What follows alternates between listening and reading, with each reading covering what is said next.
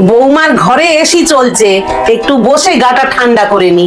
বাবা রে বাবা, এত গরম, সূর্যের দিকে আর তাকানো যাচ্ছে না। বক বক করে মনে হয় আমার মাথাটাই খারাপ করে দেবে। সারাদিনের পরে এ ঘরে একটু এলুম, বলি শাশুড়ি বয়ে গল্প করব, তা না, কানে হেডফোন গুঁজে বসে আছে। মা, আমি তো বিছানার এক ধারে বসে আছি, আপনি মনে করলে এখানে শুয়ে পড়তে পারেন। আমি এখানেই ভালো বসে আছি। বৌমা খাটের তলায় এটা কি লুকিয়ে রেখেছিল? মনে হয় এতে ফলের রস আছে। এবারে আমি বুঝতে পেরেছি কেন আমাকে শোয়ানোর জন্য ব্যস্ত হচ্ছিল।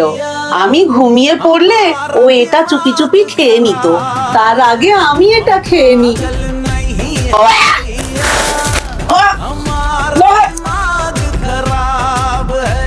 এটাতে কি ছিল? এত গন্ধ আর নোনতা কেন? এতে তো আমার টয়লেট রাখা ছিল পরীক্ষা করার জন্য।